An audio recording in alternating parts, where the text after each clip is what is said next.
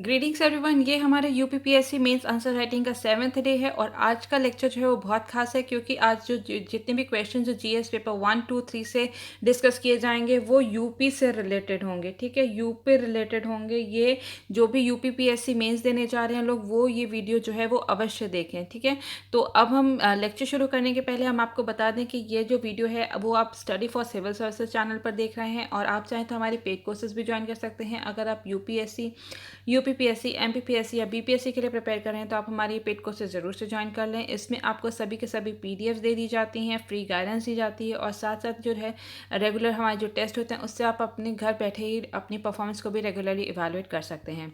और हमारा जो मेंस के आंसर राइटिंग ग्रुप भी चल रहा है जिसमें कि डेली जो है वो 2 क्वेश्चन आपको दिए जाते हैं लिखने को और रात में वो जो उस आंसर का उस क्वेश्चन का मॉडल आंसर दिया जाता है और साथ साथ आपके जो आंसर आपने लिखा है उसका कंप्लीट फीडबैक भी दिया जाता है। और किसी भी अधिक जानकारी के लिए आप आप स्क्रीन पर दिए गए इन नंबरों पर कॉन्टैक्ट कर सकते हैं। तो चलिए अब हम शुरू करेंगे आज के क्वेश्चंस को। सबसे पहला क्वेश्चन जो है वो पेपर नंबर 1 से है और क्वेश्चन है describe the climatic conditions of Uttar Pradesh. मतलब कि उत्तर प्रदेश की जलवायु परिस्थितियों का वर्णन करना है। तो अगर हम उत्तर प्रदेश की बात करें तो यहाँ पर जो है उष्ण कटिबंधीय मानसून जलवायु हमें मिलती है, मतलब कि ट्रॉपिकल मानसून टाइप जो है इसका यहाँ का क्लाइमेट है, अगर हम बड़े बड़े शब्दों में कहें। ठीक है, लेकिन एक मौसमवेत्ता है व्लादिमीर कोपेन, जिन्होंने जो पूरा जो जलवायु है उसको 5 समूह में वर्गीकृत किया था और उसके बाद भी उसके बहुत सारे उसको फर्दर जो है बहुत तरीके से क्लासिफाइड किया था।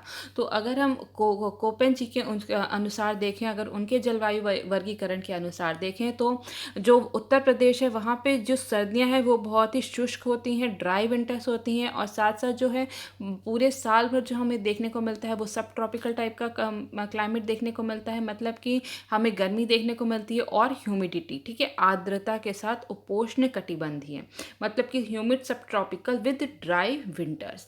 इसी के साथ साथ अगर हम देखेंगे तो पश्चिमी उत्तर प्रदेश का कुछ हिस्से जो है वो अर्ध शुष्क के रूप में भी है, वहाँ पे जो है वो सेमी एरिड एरिया है। ठीक है, parts of western Uttar Pradesh as semi arid, जैसा कि हम यहाँ पर देख सकते हैं इस मैप में।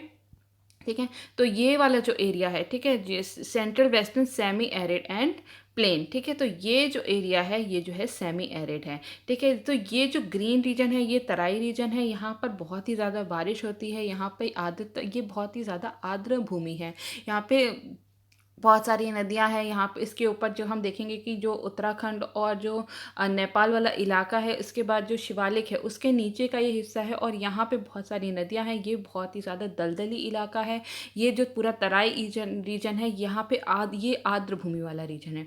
इसके बाद ये जो प्लेन्स वाला रीजन है, ये वाला जो रीजन है, यहाँ पे जो है यहाँ पे बहुत सारी जो है नदियाँ बह के आती हैं और उसके बाद ये जो बुंदेलखंड वाला रीजन है, जो ललितपुर और सोनभद्र वाला रीजन है, यहाँ पे बहुत, ये जो पठारी क्षेत्र है यहाँ पर बहुत ज़्यादा जो है हमें सूखाग्रस्त ये क्षेत्र है। ठीक है, यहाँ पे बहुत ज़्यादा सूखा पड़ता है और यहाँ पे जो इसी कारण से जो है एग्रीकल्चर जो है वो कभी भी यहाँ पे डेवलप नहीं हो पाया है, इसलिए ये जो रीजन है ये बहुत ही ज़्यादा पिछड़ा हुआ रीजन भी है। ठीक है, ये पूरा जो है ये पठारी क्षेत्र है।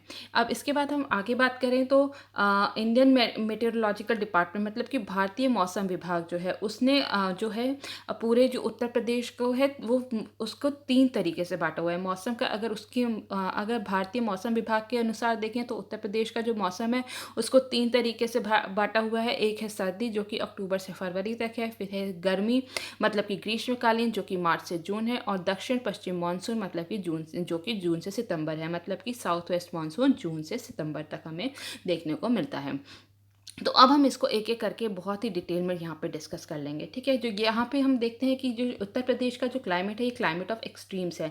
क्लाइमेट ऑफ एक्सट्रीम्स का मतलब क्या है कि यहाँ पे जो सर्दी होती है वो भी बहुत अत्यधिक पड़ती है और जो गर्मी होती है वो भी अत्यधिक पड़ती है। तो इसको अभी हम आगे जो है उसको पूरा हम डेटा से देखेंगे। अगर हम सबसे पहले समर्स की बात करें, मतलब कि गर्मी की बात करें, तो गर्मी जो है वो बहुत ही गर्म होती है और सूखी होती है। ठीक है, यहाँ पे ह्यूमिडिटी बहुत ही ज़्यादा कम होती है उस टाइम पे। ठीक है, सूखी गर्मी पड़ती है। इसके बाद कई जगह हम देखते हैं कि जो तापमान है वो 47 डिग्री सेल्सियस तक बढ़ जाता है। और जैसे कि हमने पिछले कई कुछ सालों में देखा है कि जो सोनभद्र वाला जो इलाका है वहाँ पर जो है 50 डिग्री सेल्सियस तक जो है तापमान गया था। तो हम देख सकते हैं कि यहाँ पे जो है गर्मी बहुत ज़्यादा पड़ती है उत्तर प्रदेश में। और जो रिलेटिव ह्यूमिडिटी है या फिर हम कह सकते हैं सापेक्ष आर्द्रता जो है वो हमेशा जो गर्मियों में कम रहती है, जो कि होती है 20%, मतलब कि 20% के आसपास। और साथ साथ हम देखते हैं कि जो गर्मी में धूल भरी हवाएं चलती हैं, जिसको कि हम लू भी कहते हैं, और ये स्वास्थ्य के लिए बहुत ज़्यादा हानिकारक होती है। अगर कोई भी व्यक्ति जो है काफ़ी देर तक अगर धूप में या फिर लू में के चपेट में आता है तो उसको जो है डिहाइड्रेट होने की बहुत ज़्यादा संभावना रहती है, जिससे कि वो बीमार पड़ सकता है और अंत में मृत्यु भी हो सकती है। तो इसलिए ये स्वास्थ्य के लिए बहुत ही ज़्यादा हानिकारक होता है। इसके बाद अगर हम देखें तो अगर समर्स में जो या गर्मी में देखें तो सबसे ज़्यादा तापमान जो है वो आगरा और झांसी का रहता है, और सबसे न्यूनतम तापमान तापमान या सबसे कम तापमान जो है वो हमें बरेली में देखने को मिलता है। इसके बाद अगर हम विंटर्स की बात करें तो विंटर्स यहाँ पे जैसा कि हमने बात की कि बहुत ही ज़्यादा ठंडी भी पड़ती है, बहुत ज़्यादा गर्मी भी पड़ती है। गर्मी में जैसे कि हमने देखा कि 47 डिग्री 48 डिग्री तक जो तापमान है ये बहुत ही नॉर्मल होता है गर्मी के दिनों में। और अगर हम विंटर्स की बात करें, ठीक है, सर्दी की बात करें, तो यहाँ पे जो तापमान है 2 डिग्री से लेके 12 डिग्री सेल्सियस के बीच हमें देखने को मिलता है पूरे उत्तर प्रदेश में। तो ये हम देख सकते हैं कि जो सर्दी है वो भी बहुत ही ज़्यादा पड़ती है। और सर्दी के दिनों में जो आसमान होता है वो साफ़ होता है, और कुछ इलाकों में हमें कोहरा देखने को भी मिलता है। और यहाँ पे जो कुछ बारिश होती है, ठीक है, जब हम सर्दियों में देखते हैं कि जो वेस्टर्न उत्तर प्रदेश है, जो पश्चिमी उत्तर प्रदेश है, वहाँ पे कई कुछ इलाकों में बारिश भी होती है।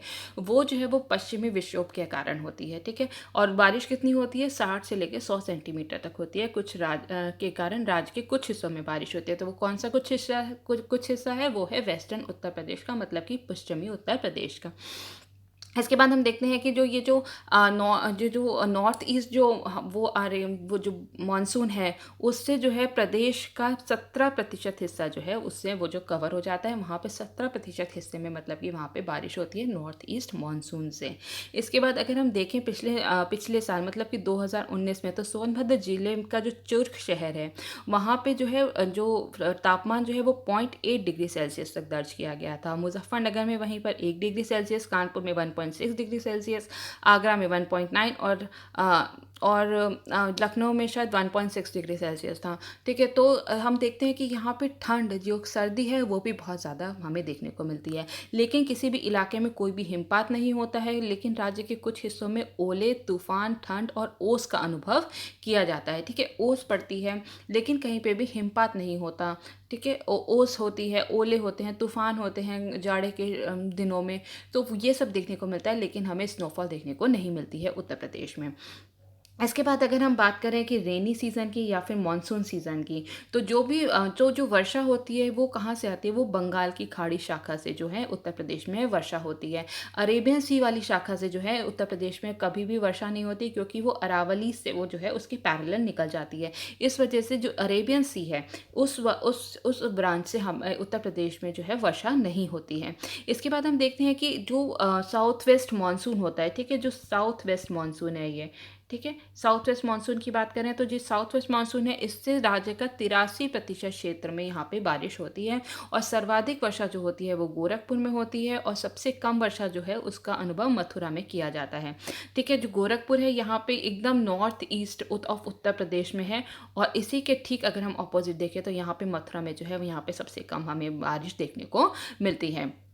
इसके साथ साथ अगर हम देखें कि अगर हम और बात करें तो जो हमने तराई रीजन की बात की थी, सबसे ज़्यादा अधिक वर्षा वहीं होती है, वो ही दलदली क्षेत्र है। वहाँ पे ह्यूमिडिटी जो है, आर्द्रता जो है वो बहुत ही ज़्यादा रहती है, ठीक है। दलदली इलाका होने के कारण वहाँ पे आर्द्रता भी जो है वो भी बहुत ज़्यादा रहती है। और अगर हम बात करें, ठीक है, अगर हम और इसके बारे में बात करें रेनी सीज़न के बारे में, तो जो बारिश होती है, ठीक है, बारिश होती है, सबसे ज़्यादा बारिश तो इस तराई रीजन में हो गई। उसके बाद जो है बारिश जो है थोड़ी उससे कम यहाँ होती है, और यहाँ पर सबसे कम बारिश होती है। तो हम देखते हैं कि जैसे जैसे हम नॉर्थ से साउथ की तरफ जाते जा रहे हैं वैसे वैसे जो है बारिश भी कम होती जा रही है।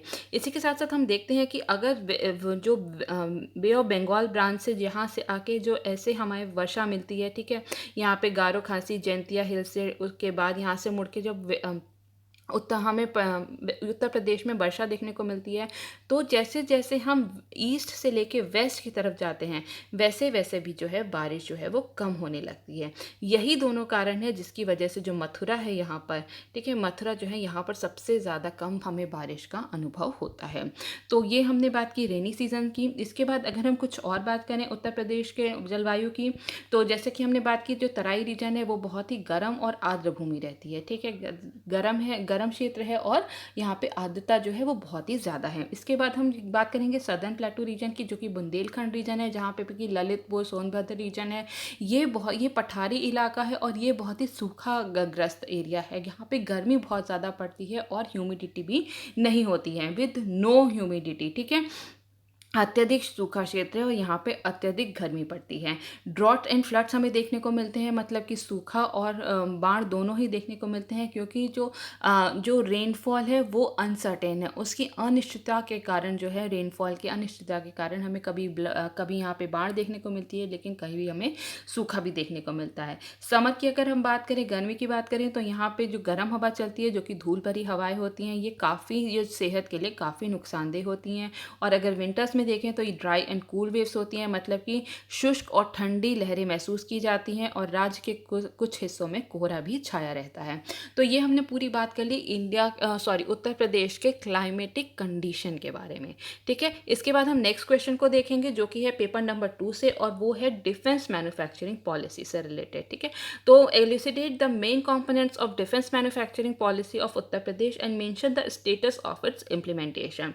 उत्तर प्रदेश की रक्षा निर्माण नीति के मुख्य घटकों को स्पष्ट करें, इसके कार्यान्वयन की स्थिति का उल्लेख करें। तो इसको हम सबसे पहले हम इसमें पूरी डिफेंस मैन्युफैक्चरिंग पॉलिसी को समझाएंगे, और उसके बाद अभी क्या फिलहाल में क्या स्थिति है, कितना काम हो चुका है इस पॉलिसी को लेकर, हम उस पर चर्चा करेंगे, ठीक है। अगर हम बैकग्राउंड की बात करें तो 2018 में जो केंद्र सरकार थी, ठीक है, जो केंद्र सरकार है वो एक डिफेंस मैन्युफैक्चरिंग पॉलिसी लेकर आई थी, जिसमें भारत सरकार का लक्ष्य है कि अगले 5 वर्षों में $5 बिलियन के रक्षा निर्यात को हासिल करना, ठीक है। तो अगले 5 साल में $5 बिलियन का हमें डिफेंस एक्सपोर्ट करना है, ठीक है। तो ये हमारा लक्ष्य है, ये केंद्र सरकार का लक्ष्य है। तो इसी के अंतर्गत जो भारत सरकार है उसने 2 जगह पर डिफेंस मैन्युफैक्चरिंग कॉरिडोर को जो है सेटअप करने का जो है उसमें प्रावधान रखा था। तो भारत सरकार ने उत्तर प्रदेश और तमिलनाडु में, ठीक है, यहाँ पर 2 जगह पर रक्षा विनिर्माण के लिए 2 रक्षा औद्योगिक उत्पादन गलियारों की घोषणा की थी, इसी डिफेंस मैन्युफैक्चरिंग पॉलिसी के अंतर्गत। और इसी में कहा गया था कि जो भी राज्य हैं ये अपनी खुद की जो है डिफेंस मैन्युफैक्चरिंग पॉलिसी जो है वो खुद से बना सकते हैं अपने इस लक्ष्य को पूरा करने के लिए। तो इसी के अंतर्गत जो है उत्तर प्रदेश सरकार ने भी डिफेंस मैन्युफैक्चरिंग पॉलिसी लेकर आई थी, जो कि हमारा ये क्वेश्चन है, ठीक है। तो defence manufacturing policy of Uttar प्रदेश को हमें यहाँ पर पूरा डिस्कस करना है, और अभी उसका क्या स्टेटस है इम्प्लीमेंटेशन का, इसके बाद हम उस पर चर्चा करेंगे। तो सबसे पहले अगर हम बात करें तो जो उत्तर प्रदेश गवर्नमेंट है, ठीक है, जो हमारी जो उत्तर प्रदेश सरकार है उसका क्या लक्ष्य है, उसका लक्ष्य है कि जो सैन्य और विमानन विनिर्माण को एक प्रमुख केंद्र बनाना है, ठीक है। राज्य को एक मिलिट्री हब बनाना है, एक हब बनाना है मिलिट्री एंड एविएशन मैन्युफैक्चरिंग के लिए, ठीक है। तो ये हमारे जो राज्य सरकार है उसका ये विजन है। तो इसके बहुत सारे जो ये पॉलिसी जो बनाई गई है, इसके बहुत सारे ऑब्जेक्टिव्स हैं, या फिर हम कह सकते हैं इसके जो बहुत सारे उद्देश्य हैं। तो सबसे पहले अगर हम बात करें तो जो उत्तर प्रदेश है उसको सबसे पसंदीदा जगह बनाना है, जितने भी मिलिट्री इक्विपमेंट्स हैं या फिर एरोस्पेस इक्विपमेंट्स है उसके लिए जो है यहाँ पर एक पसंदीदा जगह बनाना है, ताकि यहाँ पर ज़्यादा से ज़्यादा जो प्राइवेट सेक्टर हैं वो आके यहाँ पर उत्तर प्रदेश में निवेश करें डिफेंस एंड एरोस्पेस इंडस्ट्री में, defence and aerospace manufacturing unit पर, ठीक है। तो ये हो गया हमारा पहला ऑब्जेक्टिव। दूसरा है, जब भी कोई इंडस्ट्रियल यूनिट लगाई जाती है, फिर मैन्युफैक्चरिंग यूनिट लगाई जाती है, तो वहाँ पर अगर कोई ऐसी पॉलिसी बनाई जाती है तो वहाँ पे बहुत सारा इंफ्रास्ट्रक्चर ज़रूरी है, बहुत सारी अवसंरचना की ज़रूरत पड़ती है कि रोड होनी चाहिए, रेलवे होनी चाहिए, पावर सप्लाई होनी चाहिए, ड्रिंकिंग वाटर सप्लाई होनी चाहिए, जहाँ पे यूनिट लग रही है वहाँ पे सीवेज ट्रीटमेंट प्लांट होना चाहिए। तो बहुत सारे इंफ्रास्ट्रक्चर प्रोजेक्ट होते हैं, ठीक है। वहाँ पे लैंड होना चाहिए, लैंड अवेलेबल होना चाहिए। तो उत्तर प्रदेश सरकार का ये देखना है कि इंफ्रास्ट्रक्चर कितना उपलब्ध है यूपी के अंदर, जो कि इस पूरे पॉलिसी पॉलिसी को अंजाम देने के लिए ज़रूरी है, और अगर कहीं पे गैप है तो उसको कैसे फिल करना है। तो इसका सेकेंड ऑब्जेक्टिव ये है। इसके बाद अगर हम देखें तो निजी औद्योगिक पार्कों को बढ़ावा देना, निजी क्षेत्र में प्राइवेट इन्वेस्टमेंट को बढ़ावा देने की इसमें बात की गई है कि प्राइवेट जो निजी क्षेत्र हैं उनको कैसे बढ़ावा दिया जाए, उनको कैसे इंसेंटिव्स दिया जाए, उनको कैसे कैसे प्रलोभन दिया जाए ताकि वो उत्तर प्रदेश में आकर निवेश करने के लिए तैयार हो सकें। ठीक है, रिसर्च एंड डेवलपमेंट पे काम करने के लिए बहुत ज़्यादा ज़रूरत है, तो अनुसंधान और विकास को बढ़ावा देने पर भी का भी इसमें एक लक्ष्य रखा गया है। इसी के साथ जो एमएसएमई सेक्टर है, ठीक है, micro small and medium enterprises हैं, उनको भी defence and aerospace manufacturing unit में कैसे बढ़ावा देना है, उसका भी एक यहाँ पे लक्ष्य रखा गया है। इसके साथ साथ स्किल डेवलपमेंट, पूरा जो मिलिट्री डिफेंस एंड एरोस्पेस जो मैन्युफैक्चरिंग यूनिट है उसमें कौशल विकास कैसे करना है, यहाँ पे ये भी एक ऑब्जेक्टिव है। ठीक है, तो ये कुछ 6 ऑब्जेक्टिव हैं जो कि डिफेंस मैन्युफैक्चरिंग पॉलिसी के अंतर्गत आते हैं। इसके बाद हम बात करेंगे कि स्टेट गवर्नमेंट या फिर राज्य सरकार ने क्या क्या पहल की है या फिर क्या क्या कदम उठाए हैं इस पूरी पॉलिसी के लिए। तो अगर हम देखें तो जो राज्य सरकार है उसने रक्षा गलियारे के लिए, मतलब कि डिफेंस कॉरिडोर के लिए ऑलरेडी जो है 3500 करोड़ जो है लैंड का अधिग्रहण कर लिया है। इसी के साथ साथ जितनी भी जो लैंड की जो परचेज कर रहे हैं, जितने भी अगर प्राइवेट सेक्टर को बढ़ावा देंगे, हम यहाँ पे प्राइवेट सेक्टर आएगी तो वो जाहिर सी बात है यहाँ पे लैंड खरीदेगी, ज़मीन को खरीदेगी, तो वो जो ज़मीन की जो लागत है उस पर उनको 25% का अनुदान देने का जो है उत्तर प्रदेश सरकार ने अनाउंस किया है कि 25% सब्सिडी दी जाएगी उनके लैंड के परचेज के ऊपर, जबकि तमिलनाडु में केवल 20% ही उनको सब्सिडी दी जा रही है। इसके बाद अगर हम बात करें कि जहाँ पे भी मैन्युफैक्चरिंग यूनिट होगी, डिफेंस मैन्युफैक्चरिंग यूनिट होगी, तो उसकी पूरी फेंसिंग कराने में, वहाँ पे जो भी तार लगेगा या बाउंड्री करेगी, उसका जो पूरा बाड़ा बनाना है उसका निर्माण कौन करेगा, वो राज्य सरकार ही करेगी, वो भी फ्री ऑफ कॉस्ट में। इसके साथ साथ अगर हम देखें तो निःशुल्क बिजली की आपूर्ति, पीने का पानी, अच्छी सड़कें आदि बुनियादी ढांचा भी प्रदान करेगी राज्य सरकार उनको, तो इंफ्रास्ट्रक्चर पर भी बहुत ज़्यादा डेवलप करेगी राज्य सरकार। ठीक है, इसके बाद अगर हम देखें तो स्टैम्प ड्यूटी पर उनको जितनी भी यूनिट्स हैं, मैन्युफैक्चरिंग यूनिट्स है, डिफेंस मैन्युफैक्चरिंग यूनिट्स हैं, उनको 100% की सब्सिडी दी जाएगी। साथ साथ अगर हम देखें तो जो ट्रांसपोर्ट एक्सपेंडिचर है, जो बहुत जगह से सामान को लाया जा रहा है, रॉ मटेरियल को लाया जा रहा है, यहाँ से सामान को वापस लेके जाया जाएगा टेक्नोलॉजी के क्षेत्र में, तो सबके लिए जो जितना भी एक्सपेंडिचर कॉस्ट आता है उस पर भी सब्सिडी देने का उस पर भी सब्सिडी को अनाउंस किया है राज्य सरकार ने। इसके बाद जितनी भी टेक्नोलॉजी है, जो कि प्रौद्योगिकी की लागत का 25% जो है 75%, मतलब कि 75% जो है वो राज्य सरकार उनको वापस कर देगी, जितनी भी टेक्नोलॉजी है। ठीक है, उन जितनी भी उनकी टेक्नोलॉजी की लागत आई है उसका 75% जो है वो राज्य सरकार उन यूनिट्स को दे देगी।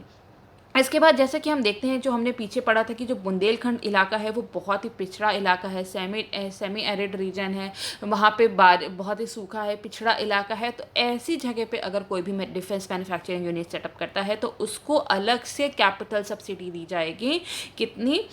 उसको 50% की अलग से जो है और अधिक जो है उसको कैश सब्सिडी दी जाएगी उसकी कैपिटल पे। ठीक है, उसकी पूंजी के अतिरिक्त उसको 50% का अनुदान दिया जाएगा। इसके अगर जब मैन्युफैक्चरिंग यूनिट होगी तो वहाँ के जो जितनी भी जो विमान का रख रखाव है, मरम्मत है, ओवरहॉल है, ऐसी जो सर्विसेज हैं, ठीक है, उस पर भी जीएसटी में उनको 50% की जो है उनका रीइंबर्समेंट कर दिया जाएगा। 50% तक उनको जो जीएसटी है उसको माफ़ कर दिया जाएगा।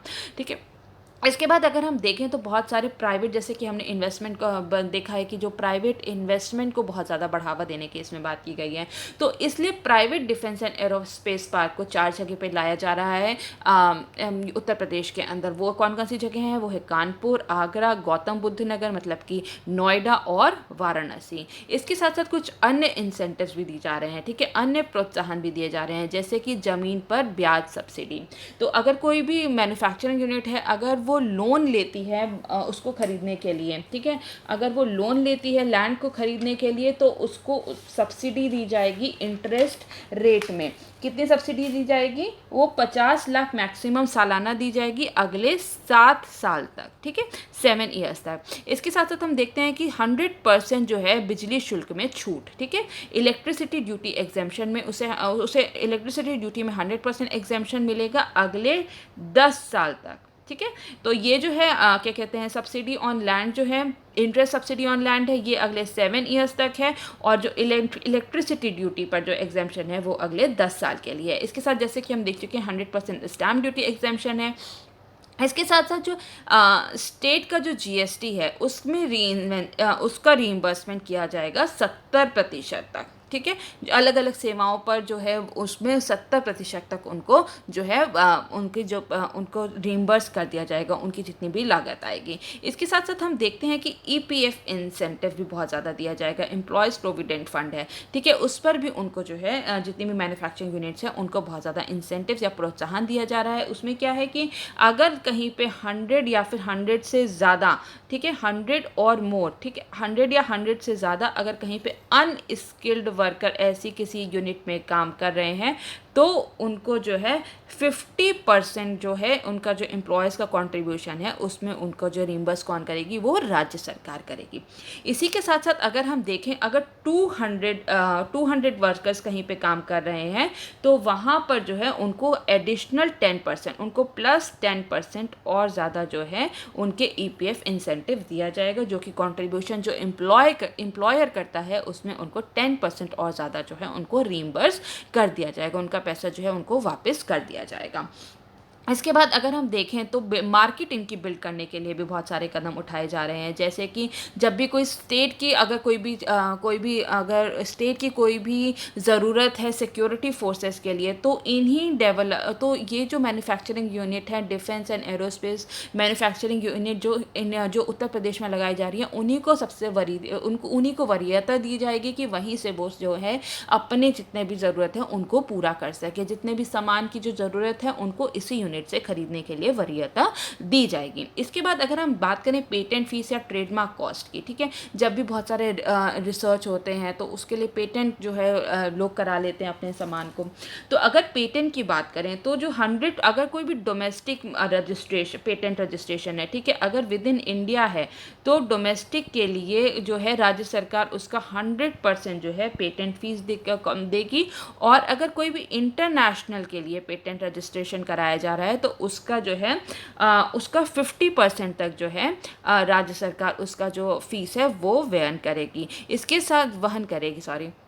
इसके साथ साथ ये भी है कि जो मैक्सिमम कितना करेगी वो 25 लाख तक ही करेगी। और इसके साथ साथ अगर हम देखें तो ट्रेडमार्क के लिए, ठीक है, ट्रेडमार्क कॉस्ट जो है उसका जो है 100% जो है वो जो है राज्य सरकार जो है वापस कर देगी मैन्युफैक्चरिंग यूनिट को, अप टू ₹1 लाख पर रजिस्ट्रेशन, 1 लाख प्रति रजिस्ट्रेशन तक उनको वापस कर दिया जाएगा। इसके बाद अगर हम और देखें कि इसके बाद अगर हम देखें तो शायद इसमें वो है नहीं, लेकिन इसके साथ साथ बहुत ही ज़्यादा ईज़ ऑफ डूइंग बिजनेस पर भी काम किया गया है उत्तर प्रदेश के अंतर्गत, ठीक है। तो इसमें जो है सिंगल विंडो बनाई जाएगी, जितने भी अप्रूवल्स हैं, क्लियरेंस हैं defence and aerospace manufacturing unit के लिए, तो उनके लिए सिंगल विंडो बनाई गई है इन लोग के लिए। इसी के साथ साथ जितने भी इंसेंटिव्स हैं, वो जो इंसेंटिव्स है, रीइंबर्समेंट, जितना भी पैसे उनको वापस करना है या फिर कोई भी उनको प्रोत्साहन दिया जा रहा है, उनको कोई भी इंसेंटिव दिया जा रहा है तो उसको लंप सम अमाउंट दिया जाएगा, मतलब कि उनको एक बार ही वो अमाउंट दे दिया जाएगा। जितने भी प्रोसीजर्स हैं रजिस्ट्रेशन के या फिर प्रोक्योरमेंट के, उनको जो पूरा प्रोसीजर है वो बहुत ही ज़्यादा सिंप्लीफाई किया गया है। नेक्स्ट अगर हम देखें तो लेबर परमिट्स भी दिए गए हैं कि लेबर के लिए बहुत ज़्यादा छूट दी गई है। जैसे कि उनके जितनी भी उनकी एम्प्लॉयमेंट कंडीशन होगी उसे बहुत ही फ्लेक्सिबल रखा गया है। उनके वर्किंग आवर्स को, उनका जो काम करने का समय है उनको बहुत ही ज़्यादा फ्लेक्सिबल रखा गया है। वुमेन को अलाउ कर दिया गया कि वो 3 शिफ्ट में काम कर सकती हैं। कॉन्ट्रैक्चुअल वर्कर को हायर करने का इसमें प्रावधान है। और जितने भी अगर कोई भी रिस्पेक्टिव लॉ है तो उस पर भी काम किया जा रहा है ताकि यहाँ पे जो है ईज़ ऑफ डूइंग बिजनेस को बढ़ावा दिया जा सके। इसके साथ क्वालिटी पावर का भी बहुत ज़्यादा रोल होता है, ठीक है, कि जो बिजली है वो ज़रूरी होती है किसी भी यूनिट को काम करने के लिए। तो 24 घंटे 7 दिन का उसमें करने का प्रावधान रखा गया। इस पर भी काम किया जा रहा है। इसके साथ साथ इंडस्ट्रियल सिक्योरिटी जो है, ठीक है, तो जितनी भी जो इंडस्ट्रियल एनवायरनमेंट को इन यूनिट्स के लिए बहुत ही सेफ़ एंड सिक्योर करना बहुत ही ज़्यादा ज़रूरी है। तो इस पर भी जो है जो उत्तर प्रदेश सरकार है वो काम कर रही है। अच्छा, ये जो है private defence and aerospace park जो है, ये जैसा कि हमने बात की, ये 4 जगह पे लगाया जा रहा है, ठीक है? जैसे कि कानपुर है, आगरा है, गौतम बुद्ध नगर है और वाराणसी है। तो ये जो 4 जो क्षेत्र हैं, ठीक है? ये जो 4 एरिया हैं, यहाँ पर जो है इन पार्क में क्या-क्या होगा, इनमें एक मैन्युफैक्चरिंग एरिया होगा, जहाँ पर कि सारा सामान बनेगा, ठीक है? एक होगा मैन्युफैक्चरिंग एरिया, दूसरा होगा यहाँ पे टेस्टिंग सेंटर भी अवेलेबल होंगे, हार्डवेयर की टेक्नोलॉजी सेंटर भी होंगे, ठीक है? हार्डवेयर टेक्नोलॉजी सेंटर भी इन सभी पार्क में होंगे। इसके बाद टेक्नोलॉजी इनोवेशन सेंटर भी होगा कि टेक्नोलॉजी को और कैसे बेहतर बनाया जा सकता है, उस पर भी यहाँ पे काम करने का काम होगा, उस पर भी यहाँ पे काम किया जाएगा। और इसके साथ साथ यहाँ पे जो लोग काम कर रहे हैं वह उनको हाउसिंग फैसिलिटी दी जाएगी, कॉमन एरिया की जो फैसिलिटी है, जो कॉमन्स की फैसिलिटी होती है, वो भी यहाँ पे इनको प्रोवाइड कराई जाएगी। इसके बाद अगर हम देखें तो इंटरेस्ट सब्सिडी जो है वो भी दी जाएगी, कहाँ पे, बुंदेलखंड रीजन में जो है वो एक्स्ट्रा जो है उनको जो है कैपिटल सब्सिडी दी जाएगी। तो ये हमने बात कर ली कि ये क्या क्या कि कौन कौन सी पॉलिसी के अंदर क्या क्या प्रावधान है। इसके बाद अगर हम बात करें तो कि जो अभी तक इसमें क्या क्या इम्प्लीमेंट हो चुका है, क्या तो इसका जो हमें स्टेटस देखना है, अब हम उस पर एक बार चर्चा करेंगे। जैसे कि इस बार क्या हुआ कि डिफेंस एक्सपो 2020 जो है वो कहाँ पर आयोजित किया गया, वो किया गया लखनऊ में, ताकि और ज़्यादा से ज़्यादा प्राइवेट इन्वेस्टमेंट को यहाँ पर आकर्षित किया जाए। यहाँ पे कई सारे विदेशों से भी जो है डेलीगेशन आया था, तो उनको भी निवेश आकर्षित करने के लिए यहाँ पे लखनऊ में डिफेंस एक्सपो 2020 का आयोजन किया गया था। तो और इसी पूरे उसमें डिफेंस एक्सपो में यूपी गवर्नमेंट में, ठीक है, जो उत्तर प्रदेश सरकार है, उसने 23 मेमोरेंडम ऑफ अंडरस्टैंडिंग जो है उसको साइन किया है, जिसकी की लागत है 50,000 करोड़ की, ठीक है। और ये जो 23 मेमोरेंडम ऑफ अंडरस्टैंडिंग है, इससे अनुमान लगाया जा रहा है कि जो इन्वेस्टमेंट होगा वो 20,000 करोड़ का होगा, जिसमें से ऑलरेडी 4,000 करोड़ जो है वो रिसीव हो चुका है।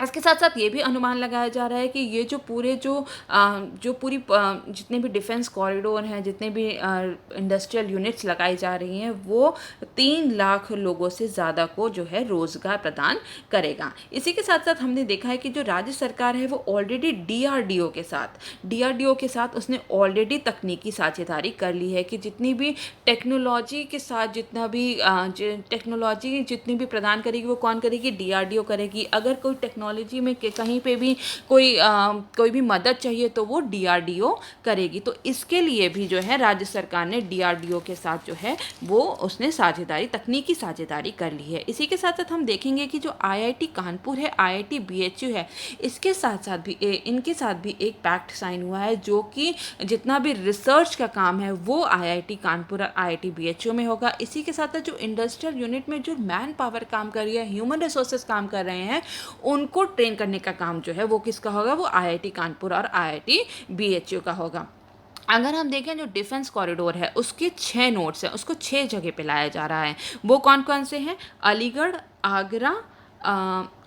आगरा, झांसी, कानपुर, लखनऊ और चित्रकूट, जिसमें कि झांसी और अलीगढ़ में जो है पूरी ज़मीन जो है वहाँ के जो लैंड एरिया है वो बुक हो चुकी है। तो अभी तक हम लोग देख रहे हैं कि जो पॉलिसी है वो बहुत ही अच्छे ढंग से चल रही है। और जैसे कि और ये जो इस पूरी पॉलिसी का जो पूरा कार्यकाल है वो अगले कौन सा है, अगले 5 साल तक का है, 2024 तक का है, ठीक है। वो 2024 तक का है, अगले 5 साल तक का है। और इसके अंतर्गत राज्य ने जैसे कि हमारे राज्य सरकार का लक्ष्य है कि कि 2024 तक, ठीक है, 2024 तक उत्तर प्रदेश को 1 ट्रिलियन इकोनॉमी बनाना है। तो उसके लिए बहुत ज़्यादा ज़रूरी है कि यहाँ पे इंडस्ट्रीज़ को सेटअप किया जाए। और इससे क्या होगा, इससे मेक इन इंडिया को भी बहुत ज़्यादा बूस्ट मिलेगा।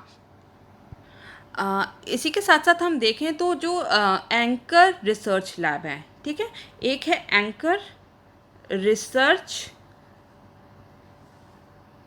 रिसर्च लैब जो है, इसने चित्रकूट में इसको 25 एकड़ जो है लैंड जो है वो ऑलरेडी अलॉट किया जा चुका है। और ये इसका काम क्या होगा, इसका होगा कि जो high and defence testing facility को प्रोवाइड कराना और साथ साथ डिफेंस के जो कम्युनिकेशन सिस्टम है उनको मैन्युफैक्चर करना। तो बहुत ज़रूरी है कि ऐसे प्राइवेट इन्वेस्टमेंट को उत्तर प्रदेश सरकार लेकर आए, जिससे कि यहाँ पे जो इनकी जो पूरी पॉलिसी है, इनका जो पूरा लक्ष्य है उसको पूरा किया जा सके। जैसे कि हमने देखा कि डिफेंस एक्सपो जो लखनऊ में 2020 का जो आयोजन किया गया है, उसमें 165 कंट्रीज़ ने पार्टिसिपेट किया था।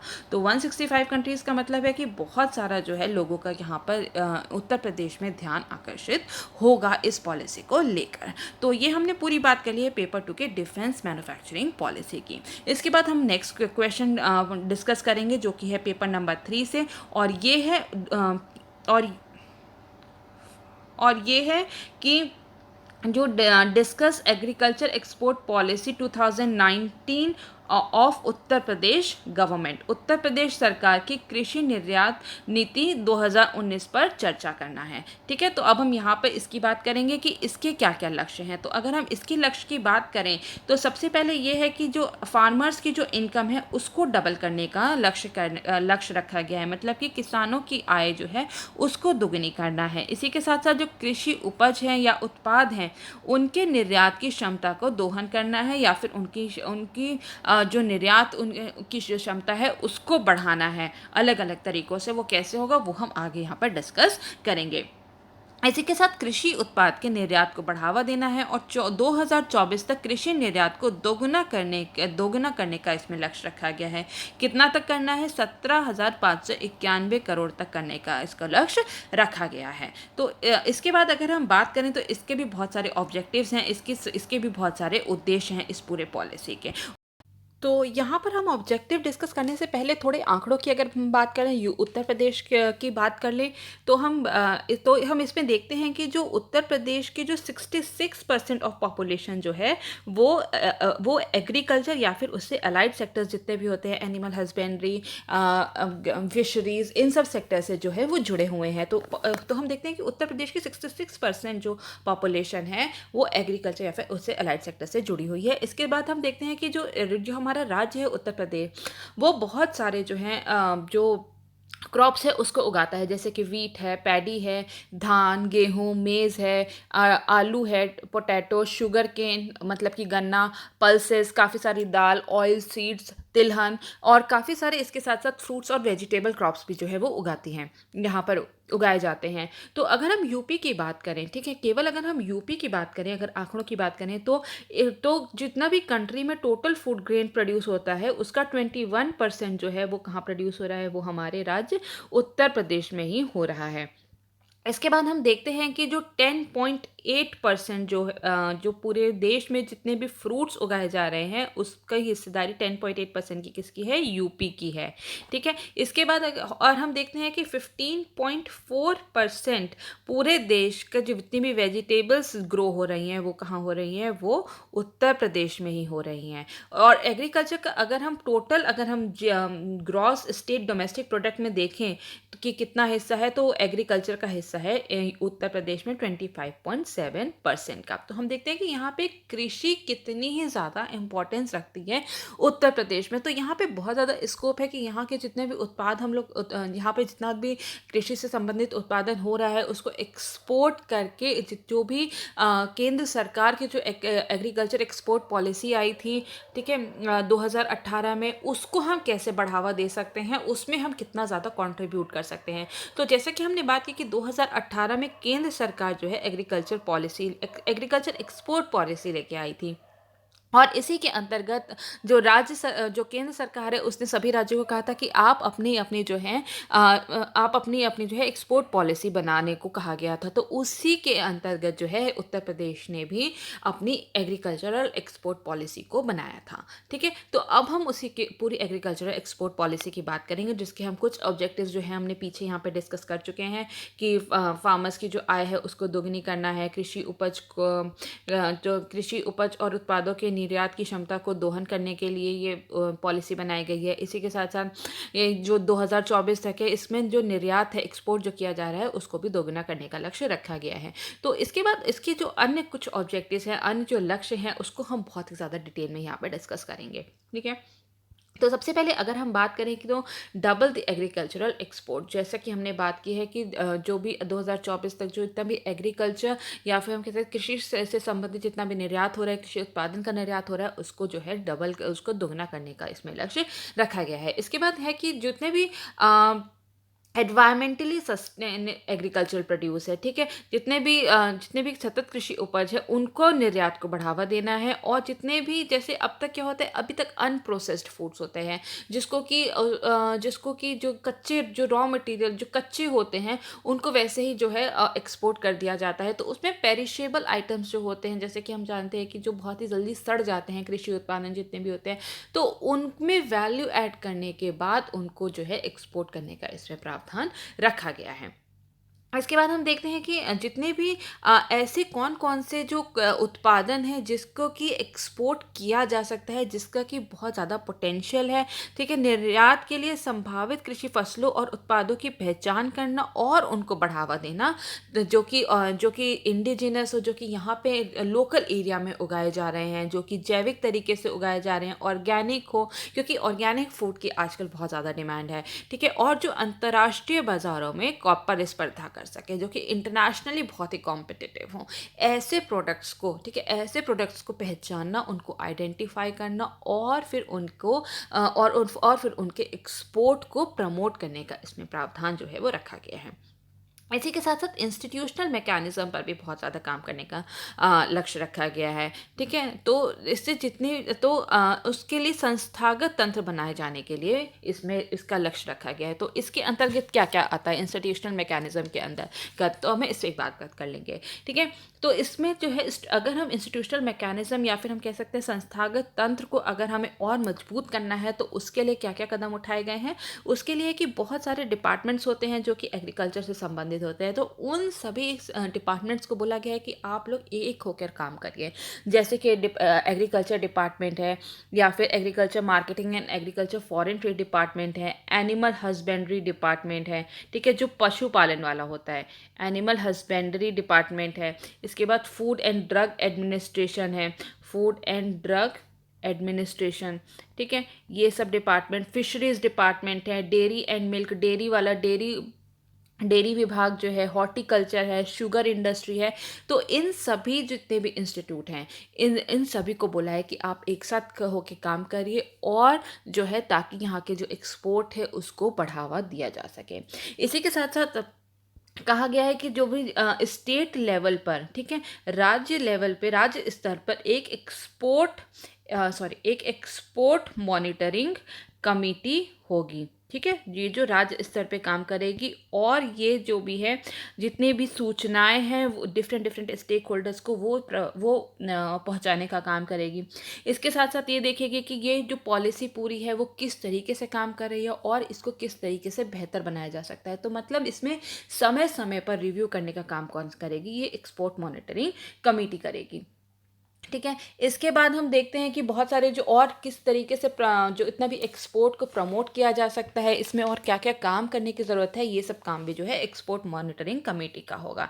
इसके साथ साथ हम देखते हैं कि जितनी जो department of agriculture marketing and agriculture foreign trade है, ठीक है, वो नोडल डिपार्टमेंट की तरह यहाँ पर काम करेगी राज्य स्तर पे। और ये जो है जो पूरा डिपार्टमेंट है, मैं फिर से एक बार नाम बता दूँ, department of agricultural marketing and agriculture foreign trade. ठीक है, तो जितने भी अगर किसी एक्सपोर्ट का ओपिनियन लेना है तो भी वो ये डिपार्टमेंट लेगा कि पूरी पॉलिसी को और कैसे बेहतर बनाया जा सकता है।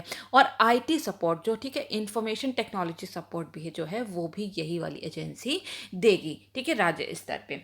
इसके बाद अगर हम देखें तो और भी बहुत सारे एनेबलिंग इंफ्रास्ट्रक्चर हैं जिस पर कि हम आगे भी यहाँ पर चर्चा करेंगे। ठीक है, उसके बाद अगर हम देखें तो ऐसा फ्रेमवर्क को डेवलप करना जिससे कि फार्मर्स तक इन्फॉर्मेशन पहुँचे, ठीक है। जितनी भी एग्रीकल्चर रिलेटेड इन्फॉर्मेशन है वो फार्मर्स को पहुँचाना इन्फॉर्मेशन टेक्नोलॉजी के थ्रू, डिजिटल प्लेटफॉर्म के थ्रू, ये भी इसका एक लक्ष्य है, ठीक है। तो निर्यात योग्य कृषि उत्पादों और अवसरों से संबंधित जानकारी किसानों तक पहुंचाने के लिए रूपरेखा विकसित करना। इसके बाद हम जैसे कि देखते हैं कि हमने कई सारे डिपार्टमेंट्स जो हैं उनको मिल के काम करना है, ठीक है, एक साथ काम करना है। तो कृषि क्षेत्र में निर्यात के विस्तार के लिए प्रमुख विभागों के बीच तालमेल को बिठाने का भी इसमें लक्ष्य रखा गया है। इसी के साथ बाजार को विस्तार करना, ठीक है, मार्केट को जो है वो बहुत ज़्यादा बढ़ावा देना है। इसका लक्ष्य क्या है कि मार्केट को बढ़ावा देना है ताकि यहाँ के जो जितना भी उत्पादन हो रहा है उसको ज़्यादा से ज़्यादा उसको दूर दराज तक पहुँचाया जाए, उसकी डिमांड को बढ़ाया जा सके, ताकि जितने भी फार्मर्स हैं उनको बहुत ही ज़्यादा रेम्यूनरेटिव प्राइजें मिले, उनको उनके जितने भी उत्पादन हैं उनका उसको बेहतर मूल्य मिल सके, ठीक है, किसानों को। तो इसके बाद हम बात करेंगे कि और क्या क्या जो है इसमें इसके और क्या क्या फीचर्स हैं। तो अगर हम बात करें तो जितने भी अभी जो मौजूदा जो इंफ्रास्ट्रक्चर है उसको कैसे बेहतर बनाया जा सके, और नए अवसंरचना या फिर नए जो इंफ्रास्ट्रक्चर है उसके लिए भी क्या क्या प्रावधान हो सकते हैं, इस पर भी काम किया जाएगा, ठीक है। तो सबसे पहले अगर हम देखें, ठीक है, कि एनेबलिंग एग्जिस्टिंग इंफ्रास्ट्रक्चर के लिए क्या क्या करने की ज़रूरत है, तो इसमें कई सारे पीपीपी मॉडल पर बहुत सारी चीज़ें जो हैं वो डेवलप की जाएंगी, जैसे कि वेयर हाउस हो गए, कलेक्शन सेंटर हो गए, जहाँ पे जितने भी किसान हैं वो अपना उत्पादन लेके आएंगे, और पैकेजिंग हाउसेज हैं कि जितनी भी क्योंकि पैकेजिंग बहुत महत्व रखती है। जब आपको कहीं ट्रांसपोर्ट करना है या फिर किसी की ब्रांडिंग करनी है, एडवर्टाइजमेंट करना है, तो पैकेजिंग बहुत ज़्यादा महत्व रखती है। तो पैकेजिंग के लिए पैकेजिंग यूनिट्स हैं, वेयर हाउसेज हैं जहाँ पे कि सामान रखा जाएगा, राइपनिंग चैम्बर्स हैं जहाँ पे कि जितने भी वो कच्चे जो फल वगैरह होते हैं उनको पकाया जाता है, कोल्ड स्टोरेज है, उनको ले जाने लाने जो जितना भी सामान है उनको लाने ले जाने का काम करने के लिए जितने भी ट्रांसपोर्ट फैसिलिटीज़ हैं, लॉजिस्टिक्स का काम है, और कंटेनर पोर्ट्स हैं। तो इन सब चीज़ों को जो है पीपीपी मॉडल पे, पब्लिक प्राइवेट पार्टनरशिप मॉडल पर ऐसे इंफ्रास्ट्रक्चर को यहाँ पे डेवलप किया जाएगा। इसी के साथ साथ एक national accreditation board for testing and calibration laboratory, ठीक है, इसको सेटअप किया जाएगा, जो कि काम करेगा कि ये देखेगा कि जितने भी जो एक्सपोर्ट के लिए या फिर जितना भी उत्पादन किया जा रहा है वो ह्यूमन कंजम्पशन के लिए सही है कि नहीं। ऐसा तो नहीं कि उसमें पेस्टिसाइड की मात्रा बहुत ज़्यादा है या फिर वो किसी भी तरह से कंटामिनेटेड है, उसमें हैवी मेटल्स जो मेटल्स होते हैं, जो कि सॉइल में कभी कभी जो सॉइल में मेटल्स होते हैं वो पेड़ों तक भी चले जाते हैं। तो हैवी मेटल्स जो हैं उस क्रॉप्स में नहीं है, वो उसमें ऐसे कोई बहुत ज़्यादा पेस्टिसाइड्स नहीं हैं, या फिर हम कह सकते हैं कि जितने भी कंटामिनेटेड, बायोलॉजिकली कंटामिनेटेड नहीं है, ठीक है, जितने भी जैविक तरीके से जितना भी कंटामिनेशन हो सकता है वो तो नहीं है। तो ये सब टेस्ट करने के लिए ऐसी लेबोरेटरी बनाई जाएगी, वो है national accreditation board for testing and calibration laboratory, ठीक है। ताकि क्योंकि कई बार हमने देखा है कि जैसे कि पीछे जो है अल्फांसो जो मैंगोज़ हैं, अल्फांसो आम है, उसके भी यूके ने जो है एक्सपोर्ट यहाँ से यूके ने इंपोर्ट बंद कर दिया था इंडिया से, क्योंकि वो जो है उसमें बहुत सारे पेस्टिसाइड्स वगैरह पाए जाते हैं। तो इन सब तो अगर आपको एक्सपोर्ट के लिए एक्सपोर्ट फ्रेंडली बनाने हैं अपने प्रोडक्ट्स को, तो वो इंटरनेशनल स्टैंडर्ड पे काम होना चाहिए। तो उसके लिए लैबोरेटरीज बनाई जाएंगी जो कि इन सब चीज़ों पर काम करेंगी, देखेंगे कि कहीं कोई कंटामिनेशन तो नहीं है।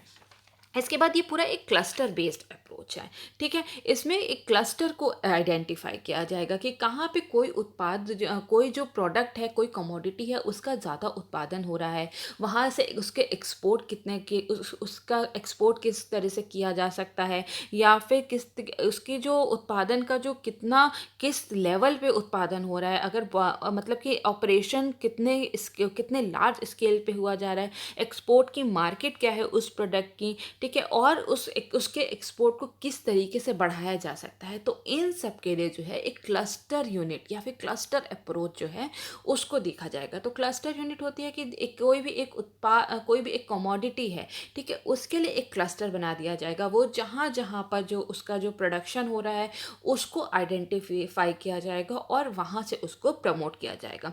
फॉर एग्जाम्पल अगर हम देखें, ठीक है, तो अगर हम मैंगो की बात करें तो मैंगो का क्लस्टर क्या है।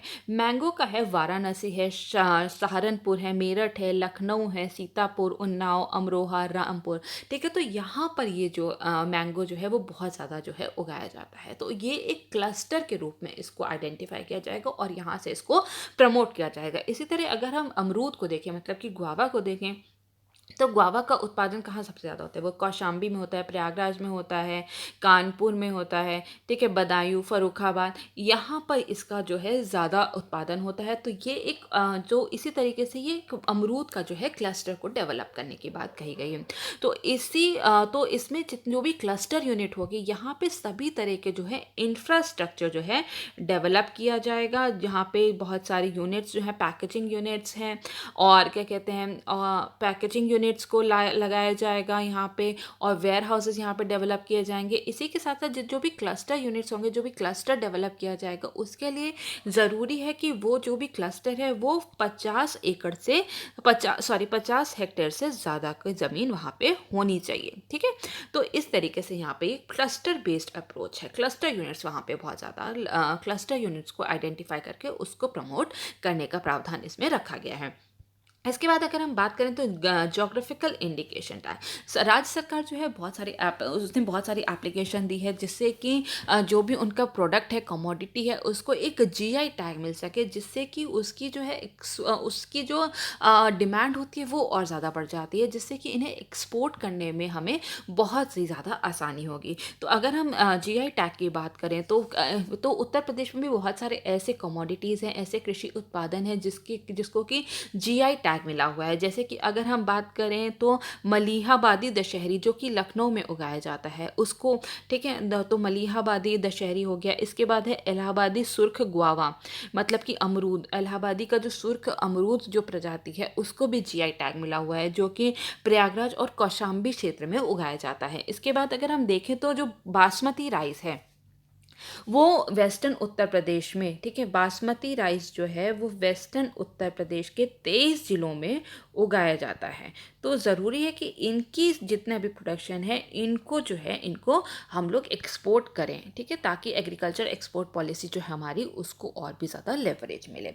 इसके साथ साथ हम देखते हैं जो काला नमक राइस है, ठीक है, एक जो चावल की जो एक प्रजाति होती है काला नमक, वो ईस्टर्न उत्तर प्रदेश में जो है उसको ज़्यादा उगाया जाता है। और ये जैसे कि गोरखपुर, महाराजगंज है, संत कबीर नगर है, सिद्धार्थ नगर है, बहराइच है, गोंडा, देवरिया, बस्ती, कुशीनगर, चंदौली, मऊ, इन सब जगहों पे इसको उगाया जाता है। और जो काला नमक राइस होती है इसकी अलग ही खुशबू होती है, इसका अलग ही स्वाद होता है। तो ये कुछ ऐसे उत्पादन है जिनको कि जीआई टैग दिया गया है, और जिसके लिए कि राज्य सरकार ने जीआई टैग के लिए अप्लाई किया था और इनको जीआई टैग मिल गया है, और ताकि इनके एक्सपोर्ट को, इनकी डिमांड को और ज़्यादा बढ़ाया जा सके।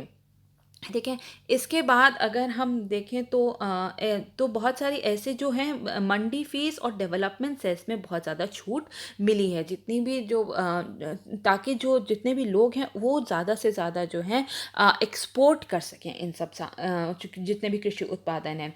फॉर एग्ज़ाम्पल अगर हम बात करें कि कितना कि अगर मंडी फीस की जो एग्जेम्पशन है या फिर उस पे जो छूट दी गई है, तो अगर कोई डायरेक्ट एक्सपोर्टर है जो सामान खरीद के डायरेक्ट एक्सपोर्ट कर रहा है, तो अगर वो जो एक्सपोर्टर है अगर वो किसी फार्मर से खरीद रहा है या किसी फार्मर ऑर्गेनाइजेशन से खरीद रहा है, तो उसे ना ही मंडी फीस देनी पड़ेगी और ना ही डेवलपमेंट सेस देना पड़ेगा। ठीक है, लेकिन अगर वही एक्सपोर्टर जो है वो किसी ट्रेडर या ब्रोकर से खरीद रहा है, तो उसे मंडी फीस तो नहीं देनी पड़ेगी। ठीक है, जो मंडी फीस है वो तो नहीं देनी पड़ेगी, लेकिन डेवलपमेंट सेस जो है वो उसको देना पड़ेगा। इसी तरह अगर कोई इनडायरेक्ट एक्सपोर्टर है, ठीक है, अगर जो कि किसी और से लेके फिर एक्सपोर्ट कर रहा है, तो अगर वो किसी फार्मर या फिर फार्मर ऑर्गेनाइजेशन से ले रहा है, तो उसे मंडी फीस तो नहीं देनी पड़ेगी, लेकिन उसे डेवलपमेंट सेस जो है वो उसको देना पड़ेगा। और यही अगर वो किसी ट्रेडर या ब्रोकर से सामान खरीद रहा है, तो उसे मंडी फीस जो है उसका तो 0.5% के उससे देना पड़ेगा मंडी फीस, और डेवलपमेंट सेस भी पूरा देना पड़ेगा। ठीक है। तो ये कुछ मंडी फीस और डेवलपमेंट सेस पे भी छूट दी गई है ताकि एक्सपोर्ट को बढ़ावा दिया जा सके। इसके बाद जो है मार्केटिंग इंटेलिजेंस एंड रिसर्च पे बहुत ज़्यादा काम करने की ज़रूरत है कि जितने भी जो सरकार है वो ऐसी वो मार्केट की खोज करती है कि कौन कौन से जो है कमोडिटीज़ की ज़्यादा डिमांड है। अभी तक क्या होता है, अभी तक जितना भी हमारा अभी तक हम लोग क्या करते हैं, सप्लाई बेस्ड है सब कुछ, कि जो भी प्रोडक्ट हमने उगाया हमने उसको सप्लाई कर दिया। लेकिन अब पूरा जो सिनेरियो है वो बदल रहा है, लोग अपनी डिमांड के मुताबिक जो है सामान खरीदना चाहते हैं, उत्पादन खरीदना चाहते हैं। तो इसलिए ज़रूरी है कि जो गवर्नमेंट है वो इंटरनेशनल मार्केट में देखे कि किस चीज़ की जो है डिमांड ज़्यादा है। अब सब कुछ डिमांड ड्रिवन हो गया है, तो किस चीज़ की डिमांड ज़्यादा है उस वो सारी सूचना जो है वो इकट्ठी करके जितने भी फार्मर्स हैं, जितने भी स्टेक होल्डर्स हैं, उनको पहुंचाने की बहुत ज़रूरत है। तो रिसर्च और इंटेलिजेंस पर काम करने के लिए बहुत ज़्यादा ज़रूरत है। तो इसका इसमें एक ये भी लक्ष्य रखा गया है। इसके साथ साथ पैकेजिंग जैसे कि हमने बात की बहुत इंपॉर्टेंस रखती है कि पैकेजिंग से होता है कि जब सामान जल्दी ख़राब नहीं होता, पैकेजिंग जो होती है अट्रैक्टिव होती है, तो उसको बेचने पे भी बहुत ज़्यादा आसानी होती है। इंटरनेशनल स्टैंडर्ड की पैकेजिंग होनी चाहिए, तभी जो है हम जो है अपने उत्पादन को एक्सपोर्ट अच्छे से कर सकेंगे। तो पैकेजिंग हाउसेस पर भी बहुत ज़्यादा जोर इसमें दिया गया है। इसके बाद अगर हम देखें information disseminating and capacity building, मतलब कि सूचना का प्रसार और क्षमता निर्माण। ठीक है, तो सूचना का प्रसार, ठीक है, अब आपने सारी इन्फॉर्मेशन ले ली, आपने बहुत सारी स्कीम्स बना दी, लेकिन जब तक उसका प्रसार नहीं होगा, उसको आप डिसेमिनेट नहीं करोगे, तब तक वो कोई भी काम नहीं करेगा। तो ज़रूरी है कि डिजिटल प्लेटफॉर्म से या फिर एनजीओज़ की मदद से या फिर डिफरेंट डिपार्टमेंट्स जो होते हैं उनकी मदद से जितनी भी इन्फॉर्मेशन आपने कलेक्ट की है वो फार्मर्स तक, किसानों तक या फिर अदर स्टेक होल्डर्स तक पहुंचाने की बहुत ज़रूरत है। इसी के साथ साथ कैपेसिटी बिल्डिंग की भी बहुत ज़रूरत है, जिसका कि रोल इसमें आता है किसका, यूनिवर्सिटीज़ का। ठीक है, तो यूनिवर्सिटीज़ का इसमें बहुत ही ज़्यादा अहम रोल है जो कि कैपेसिटी बिल्डिंग के लिए काम कर सकती है। इसके बाद अगर हम देखें तो फार्म इनपुट्स को अलॉट करने की बहुत ज़रूरत है। ठीक है, जो जितने भी किसान हैं या फिर जितने भी स्टेक होल्डर्स हैं उनको ज़रूरी है कि जितने भी फार्म इनपुट्स हैं या फिर जितने भी ठीक है इनपुट्स, जितने भी कृषि में जो सामान लगते हैं उनको इनपुट्स पहुंचाने के लिए बहुत ज़रूरी है। तो इसलिए बहुत सारे जो सेक्टर्स हैं उनको बोला गया है कि जैसे क्वालिटी सीड्स पहुंचा दो, फार्मर्स तक क्वालिटी सीड्स पहुंचाना बहुत ज़रूरी है। पेस्टिसाइड्स हैं, फर्टिलाइज़र्स हैं, बायो पेस्टिसाइड्स हैं, ऑर्गेनिक प्रोडक्शन इनपुट है, या फिर फार्म की जो मशीनरी है, ट्रैक्टर्स हैं या फिर जो हार्वेस्टर्स होते हैं, वो फार्मर्स तक पहुंचाने के लिए भी इसमें प्रावधान रखा गया है, ताकि जो है उनका जो जिससे कि वो बहुत ही बड़े पैमाने पे जो है वो उनका उत्पादन कर सके, तो एफिशिएंटली करेंगे, जिससे कि जो प्रोडक्टिविटी है, ठीक है, उत्पादकता जो है वो उससे बढ़ाने का प्रावधान इसमें किया गया है। इसके बाद प्रमोशनल इवेंट्स पर भी इसमें बहुत ज़्यादा ध्यान दिया गया है कि रोड शोज़ के ज़रिए या फिर एग्जीबिशन के ज़रिए जो है जो भी हमारे जो प्रोडक्ट्स हैं उनको प्रमोट करने का भी इसमें प्रावधान जो है वो रखा गया है। तो इसके बाद हम बात करें तो एक एक्सपोर्ट फैसिलिटेशन सेंटर भी इसमें सेटअप किया जा रहा है। ठीक है, एक्सपोर्ट फैसिलिटेशन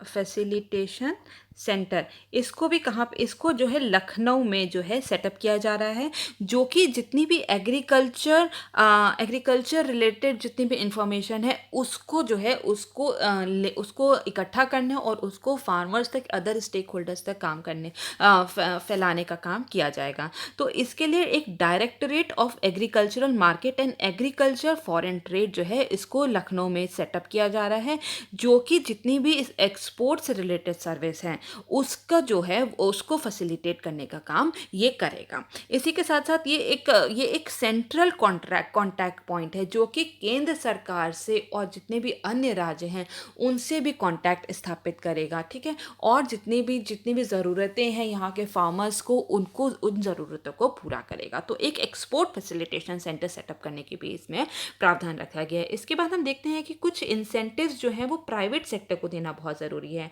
ठीक है, प्राइवेट सेक्टर्स के लिए बहुत सारे इंसेंटिव्स की भी बात इसमें की गई है, जैसे कि अगर कोई प्राइवेट सेक्टर है, ठीक है, वहाँ पे अगर कोई भी क्लस्टर है, ठीक है, सपोज करिए यहाँ पे ये क्लस्टर है, तो इसमें जितना भी प्रोडक्शन हो रहा है उसका 30% प्राइवेट सेक्टर्स को बोला है कि आप 30% तक इसको जो है एक्सपोर्ट कर सकते हैं। तो 30% अगर वो एक्सपोर्ट करेंगे तो जाहिर सी बात है जो प्राइवेट इन्वेस्टर्स हैं वो बहुत ज़्यादा इंटरेस्टेड होंगे, और इसको बोला गया है कि अगले 4 साल में इसको बढ़ा के आप 50% तक जो है वहाँ का जो प्रोडक्शन है उसको आप एक्सपोर्ट कर सकते हैं। इसी के साथ अगर कोई क्लस्टर यूनिट है, क्लस्टर यूनिट में बहुत सारी जो है फैसिलिटीज़ दी जाती हैं, जैसे कि पैकेजिंग है, वेयर हाउसिंग है। तो अगर कोई भी प्राइवेट अगर कोई भी निजी क्षेत्र में अगर कोई भी पैकेजिंग इंडस्ट्री लगाता है, या फिर क्या कहते हैं वेयर हाउस अगर बनाता है, प्रोसेसिंग यूनिट, कोई भी फूड प्रोसेसिंग यूनिट वहाँ पे उस क्लस्टर में लगाता है, तो उनको भी बहुत सारे प्राइवेट जो इन्वेस्टर्स हैं उनको जो है बहुत सारे इंसेंटिव्स दिए जाएंगे, उनको बहुत सारा प्रलोभन देने का भी इसमें प्रावधान है।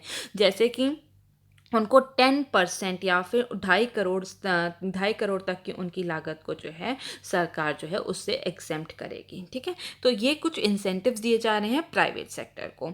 इसके बाद हम देखते हैं कि वो जो और ये अगर इनको ये अगर इंसेंटिव्स को पाना है तो ज़रूरी है कि ये जो 50% और जो जितना भी प्रोडक्शन है इनका वो उसको जो है एक्सपोर्ट करें। तो ये कुछ इसमें बहुत सारे जो राज्य सरकार ने बहुत सारे जो हैं कदम उठाए हैं जिससे कि एग्रीकल्चर के जो जितने भी उत्पादन है, कृषि क्षेत्र के जो उत्पादन है उनको हम एक्सपोर्ट अच्छे से कर सकें। इसके बाद अगर हम और कुछ फीचर्स की बात करें पॉलिसी की, तो जो है कॉन्ट्रैक्ट फार्मिंग को जो है उसको बहुत ही ज़्यादा प्रमोट करने का प्रावधान है इसमें, ठीक है, export oriented agriculture product commodities को, ठीक है, और निर्यात उन्मुख कृषि वस्तुओं के अनुबंध खेती को बढ़ावा देने का भी इसमें प्रावधान है। इसके बाद जैसे कि हमने बात की कि क्लस्टर यूनिट को, ठीक है, क्लस्टर इकाइयों की परिधि में खाद्य प्रसंस्करण उद्योगों को बढ़ावा देना, ठीक है। अगर कोई भी क्लस्टर है तो वहाँ पे फूड प्रोसेसिंग इंडस्ट्रीज क्या होती है, जिसमें कि जो भी रॉ मटेरियल होता है उसमें जो है कुछ वैल्यू एडिड की जाती है जिससे कि उनकी शेल्फ लाइफ को बढ़ाया जा सके, ताकि उनका जो एक्सपोर्ट है उसको किया जा सके। क्योंकि जितने भी एग्रीकल्चर प्रोड्यूस होते हैं वो क्या होते हैं, वो पेरिशेबल आइटम्स होते हैं, वो जल्दी ही सड़ने लगते हैं। तो ज़रूरी है कि उनको प्रोसेस कर दिया जाए, उनकी शेल्फ लाइफ बढ़ा दिया जाए, उसमें वैल्यू ऐड कर दिया जाए, उनकी मूल्य वृद्धि कर दी जाए। तो ऐसे अगर क्लस्टर यूनिट के अगर आसपास में जो है उन वहाँ पे फूड प्रोसेसिंग इंडस्ट्री को भी प्रमोट करने का इसमें प्रावधान दिया है। इसके साथ साथ जो है ट्रांसपोर्ट सब्सिडी बहुत ज़्यादा दी जा रही है ऐसी यूनिट्स को, क्योंकि जो उत्तर प्रदेश है ये पूरा एक लैंड लॉक्ड प्रदेश है, मतलब कि चारों तरफ से केवल लैंड से घिरा हुआ है। तो ज़रूर तो यहाँ पे जो ट्रांसपोर्टेशन कॉस्ट है वो बहुत ज़्यादा होती है, तो इसलिए ट्रांसपोर्ट पर भी सब्सिडी देने की बहुत ज़्यादा ज़रूरत है। तो अगर कोई भी एयर ट्रांसपोर्ट है तो उस पर 10 रुपीज़ पर केजी के हिसाब से सब्सिडी दी जा रही है, और अगर किसी चीज़ का सी रूट से अगर उसको एक्सपोर्ट किया जा रहा है तो उस पर 5 रुपये प्रति किलोग्राम के दर से जो है उनको सब्सिडी दी जा रही है। इसी के साथ साथ जो है कैपेसिटी बिल्डिंग की जैसे हमने बात की, तो बहुत ज़रूरी है कि ऐसे नए प्रोफेशनल्स को तो जो बच्चे हैं उनको बहुत ज़्यादा ट्रेनिंग दी जाए इस क्षेत्र में।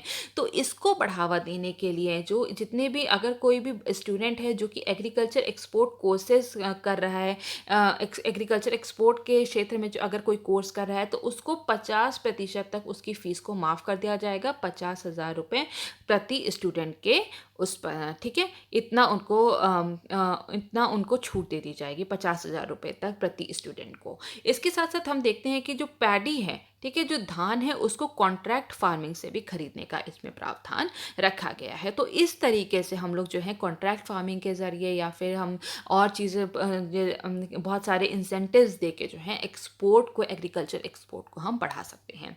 इसी के बाद अगर हम बात करें कि टुवार्ड्स एक्सपोर्ट एंड बिजनेस के लिए हम और की सरकार ने और क्या क्या कदम उठाए, मतलब कि towards agriculture exports and business, तो बहुत सारे जैसे कि हमने जीआई टैग देखा था, जोग्राफिकल इंडिकेशन टैग देखा था। उसके साथ साथ कुछ ऐसे भी उत्पादन है, ऐसी कमोडिटीज़ है जिनको एक ब्रांड नेम के साथ उनको एडवर्टाइज किया जा रहा है ताकि उनके एक्सपोर्ट को, उनकी डिमांड को और ज़्यादा बढ़ाया जा सके। जैसे कि मैंगोज़ की अगर हम बात करें, आम की बात करें, तो उनको ब्रांड नेम कौन सा दिया गया है, नवाब दिया गया है राज्य सरकार की तरफ से। इसी तरह अगर हम आलू की बात करें तो आलू को ब्रांड नेम दिया गया है ताज। ठीक है। इसी के साथ-साथ हम देखते हैं कि अगर जो कुछ मंडी फ़ीस और डेवलपमेंट फ़ीस है, उनको माफ़ कर दिया गया है अगर एक्सपोर्ट किया जाता है मेंथा का, राइस का या फिर सीसम का। मतलब कि मेंथा, चावल और तिल के निर्यात पर जो है मंडी शुल्क विकास सेस की छूट दी गई है। इसी के साथ अगर हम ब्रांड को प्रमोट कर रहे हैं, तो उनके ट्रांसपोर्टेशन सब्सिडी दे रहे हैं, तो उसके लिए लहसुन, आलू और काला नमक के लिए भी इसका प्रावधान रखा गया है। तो ये हमने पूरी एग्रीकल्चर एक्सपोर्ट पॉलिसी को डिस्कस किया है, जिससे कि एग्रीकल्चर के जितने भी यूपी का जो एग्रीकल्चर ऐसे का जो एक्सपोर्ट है उसको बढ़ाया जा सके, उसको दुगना किया जा सके, साथ साथ जो फार्मर्स हैं उनकी भी इनकम को बढ़ाया जा सके। तो इसके लिए और क्या क्या ज़रूरी है, इसके लिए ज़रूरी है कि एग्रीकल्चर की गुड प्रैक्टिस, अच्छी प्रैक्टिस होनी चाहिए, जो कि इंटरनेशनल स्टैंडर्ड की हो, इंटरनेशनल मार्केट में जिसको कि एक्सेप्ट किया जा सके। तो ये भी बहुत ज़्यादा ज़रूरी है। तो इसलिए ज़रूरी है कि जो प्रमोशनल इवेंट्स हैं, जैसे कि रोड शो हैं, सोशल मीडिया पे आप अपने ब्रांड को, अपने उत्पादन को जो है प्रमोट कर सकते हैं, या फिर एग्जीबिशन लगा सकते हैं। जैसे कि मैं देखा था ट्रेड फेयर में, जैसे कि वहाँ पर रेशा रहित अदरक का वहाँ पे वो लोग उसका प्रचार कर रहे थे। तो इस तरीके से डिफरेंट डिफरेंट एग्जीबिशन में जाके आप अपने जो उत्पादन है या फिर जो प्रोडक्ट है उसका जाके आप उसको प्रमोट कर सकते हो। डिजिटल प्लेटफॉर्म का आजकल बहुत ज़्यादा यूज़ होता है। डिजिटली आपने मतलब कि आप किसी वेबसाइट पर डाल सकते हो कि आपके क्या क्या प्रोडक्ट्स हैं, कमोडिटीज़ हैं, वो किस रेट पे मिलेंगी। उस तरीके से भी आप जो है बाहर को एक्सपोर्ट इंपोर्ट में बहुत ज़्यादा मदद मिलती है। तो ये हमने पूरी बात कर ली है यहाँ पे एग्रीकल्चर एक्सपोर्ट पॉलिसी की। और इसके साथ साथ जो है प्राइवेट मंडीज़ भी सेटअप की जा रही हैं, ताकि जो है फार्मर्स को और ज़्यादा अच्छा जो है उनका दाम मिल सके। तो ये हमने पूरी बात कर ली एग्रीकल्चर एक्सपोर्ट पॉलिसी की। इसके बाद हम पेपर नंबर 4 की बात करेंगे, और पेपर नंबर 4 का क्वेश्चन है discuss Mahatma Gandhi's concept of 7 since. मतलब कि महात्मा गांधी के 7 पापों की संकल्पना की विवेचना कीजिए। ठीक है, तो अब हम इसको डिस्कस कर लेंगे। तो अगर हम देखें तो एक सोसाइटी कब काम करती है, एक सोसाइटी तब सिविलाइज सोसाइटी कहलाती है जबकि वहाँ पे जितने भी लोग हैं वो बहुत ही ज़्यादा इफ़ेक्टिवली अपना रोल जो है वो प्ले कर रहे हैं। जब वहाँ पे जितने भी लोग हैं वो अपना काम अच्छे से कर रहे हैं, वो एक दूसरे के प्रति आदर भाव रख रहे हैं, भाईचारे से रह रहे हैं, तभी वहाँ पर जो है एक सोसाइटी जो है वो ग्रो कर सकती है। तो ये जो महात्मा गांधी ने जो है 7 पापों का वर्णन किया था, जो कि हमें नष्ट कर सकते हैं, जो कि हमें डिस्ट्रॉय कर सकते हैं अगर हम उनकी प्रैक्टिस करेंगे, तो जो कि हमें बहुत ज़्यादा नुकसान पहुंचा सकते हैं। और ये जितने भी पाप हैं, ये जितने भी सिंस के बारे में जो बात की है महात्मा गांधी जी ने, वो सोशल और पॉलिटिकल कंडीशन के पर बेस्ड है। मतलब कि सामाजिक और राजनीतिक स्थिति पर जो है उनसे उनसे उनसे रिलेटेड है। और ये जितने भी जो लॉज दिए हैं, ये जो सिंस है, ये प्राकृतिक नियम पर जो है आधारित हैं। तो अगर हम देखें तो कौन कौन से ऐसे 7 पाप के बारे में जो महात्मा गांधी जी ने वर्णन किया है, अब हम उसको देख लेंगे। तो सबसे पहले है वेल्थ विदाउट वर्क, मतलब कि परिश्रम रहित धनोपार्जन। मतलब कि आपने काम नहीं किया लेकिन आप उसको जो है आप जो है धन अर्जित कर रहे हो, बहुत लोगों को मैनिपुलेट करके, मार्केट कंडीशन को मैनिपुलेट करके, आप सबको जो है अपने हिसाब से सब कुछ मैनिपुलेट करने के बाद जो है धन को अर्जित कर रहे हो। तो ये भी एक पाप है, कि ये एक पाप ही कहलाएगा। ठीक है। इसमें क्या है कि जैसे कि फॉर एग्जांपल जो है कि आप जो है टैक्स नहीं देते, टैक्स देने से बचते हो, टैक्स इवेट करते हो, या फिर ब्लैक मनी को लेते हो। तो अगर तो इसमें क्या है कि जितने भी आप बिना कुछ किए जब कोई भी धन अर्जित करते हो, तो उसको हम कहते हैं, ये भी एक कि वेल्थ विदाउट वर्क, मतलब कि परिश्रम रहित धनोपार्जन। ठीक है। इसमें क्या होता है, इसमें सोसाइटी जो होती है वो बहुत ज़्यादा जो है सफ़र करती है, क्योंकि आप जो है आपने परिश्रम कुछ किया नहीं, आपने सोसाइटी को कुछ दिया नहीं, लेकिन आपके पास जो है धन वो आ रहा है। तो इसलिए जो है वो सोसाइटी को बहुत ज़्यादा नुकसान पहुंचाता है। इसलिए इसको भी एक पाप की तरह ही देखा गया है, परिश्रम रहित धनोपार्जन को। इसके बाद हम देखेंगे प्लेजर विदाउट कॉन्शियस, मतलब कि विवेक रहित सुख। आप दूसरों के खुशी के ऊपर अपनी खुशी को रखते हो। ठीक है। दूसरों की खुशी की परवाह किए बिना आप जब अपने आप को सुख प्रदान करते हो, अपने आप को प्लेजर देते हो, तो उसको भी एक पाप की तरह देखा गया है। फॉर एग्ज़ाम्पल बहुत सारे जो ऐसे शराबी होते हैं, अल्कोहल जो लेते हैं, वो क्या करते हैं, वो अपने जो है शराब के लिए उनके पास पैसे होते हैं, लेकिन बच्चों के स्कूल की फ़ीस के लिए, उनके खाने के लिए घर में पैसे नहीं होते, तो वो क्या करते हैं, वो अपने सुख को ज़्यादा ऊपर रखते हैं। तो ये भी एक तरह का पाप है। नॉलेज विदाउट कैरेक्टर, ठीक है, अगर आपके पास ज्ञान है तो आपके पास चरित्र हो, तभी वो ज्ञान जो है वो सफल होगा। ठीक है, अगर हम कह सकते हैं कि जो लिटिल नॉलेज है, जो कम नॉलेज है, वो अगर खतरनाक होती है, तो अगर नॉलेज बिना कैरेक्टर के है, ठीक है, आपका चरित्र नहीं है वैसा, तो वो भी बहुत ज़्यादा ही खतरनाक है। क्यों? क्योंकि जो भी, अगर आप अपने जो नॉलेज है आपका, अगर आप उसको गलत तरीके से इस्तेमाल करते हो, तो वो एक पाप की तरह ही काम करता है। फॉर एग्जांपल आजकल जो हाईटेक क्राइम्स हो रहे हैं, साइबर क्राइम्स हो रहे हैं, लोगों के पास बहुत ज़्यादा नॉलेज है, हैकर्स के पास बहुत ज़्यादा नॉलेज है, लेकिन वो उसको गलत तरीके से उस नॉलेज को यूज़ कर रहे हैं। तो ऑनेस्टी होनी बहुत ज़रूरी है, इंटेग्रिटी होनी बहुत ज़रूरी है, तभी किसी की नॉलेज जो है वो ज़्यादा काम में आ सकती है। ठीक है, इसके बाद हम बात करेंगे कॉमर्स या फिर बिजनेस विदाउट मॉरलिटी या फिर एथिक्स। तो अगर हम बात करें जितनी भी कॉमर्स है, इकोनॉमिक, जितनी भी आर्थिक और जो राजनीतिक जो पूरा तंत्र है, ये किस पे, ये नैतिक मूल्यों पर ही पूरा बेस्ड है। तो इसमें क्या होता है, जो बिजनेसेस हैं, इसमें ज़रूरी है कि जो भी प्रोड्यूसर है और जो भी कंज्यूमर है, ठीक है, जो भी कस्टमर है, उन दोनों को ही लाभ होना चाहिए, तभी वो एक फेयर प्रैक्टिस मानी जाती है। तो ज़रूरी है कि अगर आप कोई भी बिजनेस कर रहे हो, तो वो पूरे नैतिक तरीके से करिए, ताकि जो आपके जो कस्टमर हैं उनको भी उतना ही फ़ायदा पहुँचे जितना कि आपको फ़ायदा उससे पहुँच रहा है।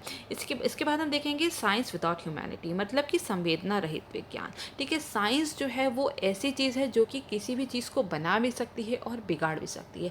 अगर उसका संवेदना से अगर उसका यूज़ ना किया जाए, तो वो जो है बहुत ही डिस्ट्रक्टिव भी साबित हो सकती है। फॉर एग्जांपल अगर हम बात करें यूरेनियम की, तो यूरेनियम को हम न्यूक्लियर फ्यूल की तरह भी यूज़ कर सकते हैं, जिससे कि इलेक्ट्रिसिटी जनरेट कर सकते हैं, पावर जनरेट कर सकते हैं, और वहीं हम यूरेनियम को यूज़ कर सकते हैं न्यूक्लियर वेपन बनाने के लिए। तो ये हम पर डिपेंड करता है कि हम उसे किस तरीके से यूज़ कर रहे हैं। तो ज़रूरी है कि अगर हम कोई भी साइंस का यूज़ कर रहे हैं, तो उसको एक ह्यूमैनिटी के साथ, उसको संवेदना के साथ उस चीज़ का प्रयोग करें। इसके बाद हम बात करेंगे रिलीजन विदाउट सैक्रिफाइस, मतलब कि वैराग्य विहीन उपासना।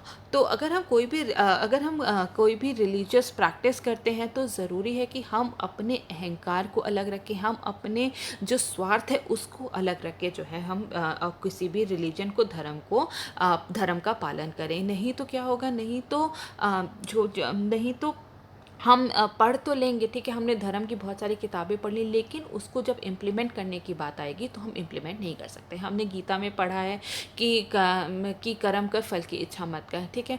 तो क्या ऐसा हो सकता है कि मतलब हम निस्वार्थ होकर बहुत सारे काम कर सकें? पर इसमें यह कहा गया है कि अगर आप निस्वार्थ होकर काम नहीं करते, तो अगर ऐसे धर्म का पालन करना जो है वो एकदम ही बेकार है, क्योंकि ये भी एक पाप की तरह कंसिडर होता है। ठीक है, जैसे कि हमने बहुत सारे एग्जाम्पल्स देखे हैं कि बहुत सारे आजकल जो बाबा होते हैं, धर्म गुरु होते हैं, वो अपने ही पैसे बनाने में लगे रहते हैं। वो बहुत बड़े बड़े उन्होंने आश्रम बना लिए हैं, जैसे कि गुरमीत राम रहीम है, बाबा आसाराम बाबा है, और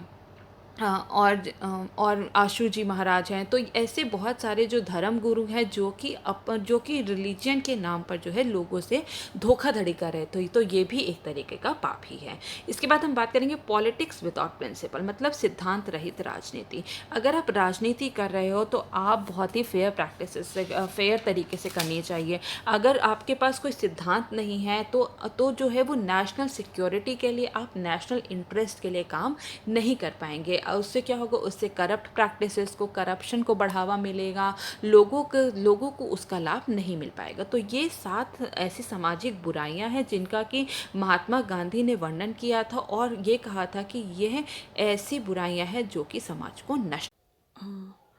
सॉरी, जब हम लोग सेकंड पे क्वेश्चन डिस्कस कर रहे थे तो उसमें जब हम यहाँ पे डिफेंस कॉरिडोर को डिस्कस कर रहे थे तो वहाँ पे एक मिस्टेक हो गया था। मैं उसको यहाँ पे ठीक करना चाहूँगी कि जब हम लोग बात कर रहे थे जो जो डिफेंस कॉरिडोर है ये 6 नोड्स पर लाए जा रहे हैं, जो कि है अलीगढ़, आगरा, झांसी, कानपुर, लखनऊ और चित्रकूट। ठीक है, तो इसमें हमने बात की थी कि जो एंकर रिसर्च लैबोरेटरी है, ठीक है, एंकर रिसर्च लैबोरेटरी जो है वहाँ पे मैंने बोला था कि ये चित्रकूट में लगाई जा रही है, लेकिन ये जो एंकर रिसर्च लैबोरेटरी है इसको सेटअप कहाँ किया गया है, इसको सेटअप अलीगढ़ में किया गया है। तो प्लीज़ इसको अपने नोट्स में अपडेट कर लीजिएगा, ठीक है। और ये जो और इसका जो डिफेंस कॉरिडोर में जो एंटायर लैंड जो है झांसी और अलीगढ़ में जो है वो बुक हो चुका है। और जो डिफेंस कॉरिडोर है, ठीक है, ये जो डिफेंस कॉरिडोर है इससे अनुमान लगाया जा रहा है कि प्रदेश में 20,000 करोड़ का निवेश का जो अनुमान लगाया जाए कि इससे प्रदेश में 20,000 करोड़ का निवेश होगा, जिसमें से कि अभी तक 4,000 करोड़ का ऑलरेडी जो है रिसीव हो चुका है, हमें प्राप्त हो चुका है। तो ये कुछ ये मिस्टेक थी जो कुछ वो वहाँ पे हो गई थी, तो प्लीज़ इसको आप अपडेट कर लीजिएगा। और इसी के बाद मैं बताना चाहूँगी, जब भी हम यहाँ पे कोई क्वेश्चन डिस्कस करते हैं तो हम यहाँ पे बहुत सारी एडिशनल इन्फॉर्मेशन देते हैं जिससे कि क्वेश्चन को समझने में बहुत ज़्यादा आसानी हो। लेकिन जब भी आप आंसर राइटिंग प्रैक्टिस करेंगे या फिर आप वहाँ पे एग्ज़ाम में कोई भी आंसर लिखेंगे तो प्लीज़ वर्ड लिमिट पर स्टिक रहिएगा, ठीक है। जो भी शॉर्ट आंसर्स क्वेश्चन है उसमें जो मतलब कि 8 नंबर के क्वेश्चंस हैं उसकी वर्ड लिमिट है 125 वर्ड्स, और जो भी 12 नंबर के क्वेश्चंस हैं उसकी वर्ड लिमिट है 200 वर्ड्स, ठीक है। तो प्लीज़ और प्लीज़ इस वर्ड लिमिट पे स्टिक रहिएगा। और जो अगर हम टाइम लिमिट की बात करें तो जो 8 नंबर के क्वेश्चन है उसके लिए आप उस कोशिश करिए कि आप उसे 6 मिनट में कंप्लीट करें, और जो भी 12 नंबर के क्वेश्चन है उसको आप कोशिश करिए कि 10 मिनट के अंदर अंदर ही आप लिख पाएँ, तभी जो है वहाँ पे आप 20 क्वेश्चन जो है वो 3 घंटे में अटैम्प्ट कर पाएंगे। सो ये कुछ टिप्स थी इसके लिए, ठीक है। सो और please sorry for the mistake and that is all for now. Thank you so very much, ठीक है। Happy studying.